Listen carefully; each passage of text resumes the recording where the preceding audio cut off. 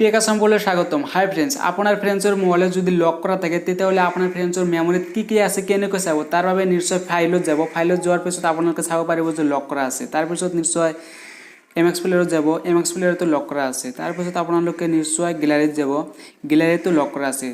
তেতিয়াহ'লে আপুনি কেনেকৈ চাব যেহেতু আপুনি পাছৱৰ্ডটো নাজানে। তো আজি মই সেইটো দেখাম আপুনি কেনেকৈ চাব আপুনি পাছৱৰ্ডটো নজনাকৈ। তাৰ বাবে আপুনি এটা কাম কৰিব লাগিব। জাষ্ট আপোনালোকে গুগল ক্ৰমত যাব। ক্ৰমত যোৱাৰ পিছত আপোনালোকৰ নেট কানেকশ্যন দিব নালাগে, নেট কানেকশ্যন নাথাকিলেও হ'ব। জাষ্ট আপোনালোকে টাইপ কৰিব ফাইল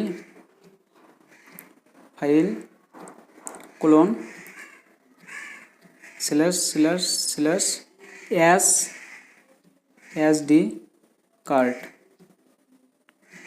এইখিনি লিখাৰ পিছত আপোনালোকে সাৰ্চবাৰত প্ৰেছ কৰি দিব। আপোনালোকে চাব পাৰিছে যে আপোনাৰ ফ্ৰেণ্ডছৰ মোবাইলৰ মেমৰিত যিখিনি মানে ডাটা আছে সম্পূৰ্ণ আহি গৈছে। আপুনি ইয়াৰ পৰা চাব পাৰিব, শ্বেয়াৰ কৰিব পাৰিব, সকলো কৰিব পাৰিব। ইয়াৰ পৰা ফটো, ভিডিঅ', এপছ, অডিঅ' সব চাব পাৰিব। আপোনালোকক উদাহৰণস্বৰূপে মই এটা ডাউনলোডত মানে ফাইলত কি আছে মই দেখুৱাই দিম।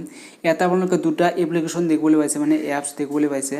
ইয়াৰ পৰা আপোনালোকে ইনষ্টলো কৰিব পাৰিব, ডাউনলোডো কৰিব পাৰিব।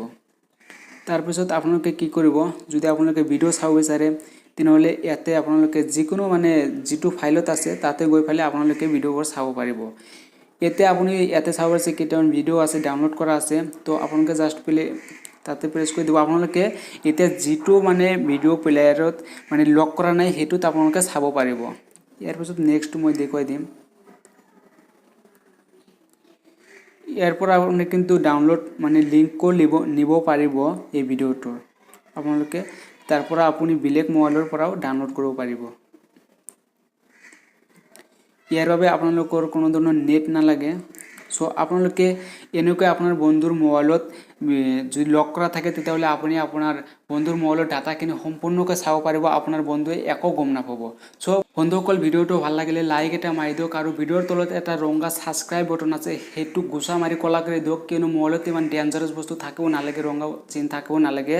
সো আৰু যিমান পাৰে শ্বেয়াৰ কৰি দিয়ক। আজিলৈ ইমানেই, থেংক ইউ।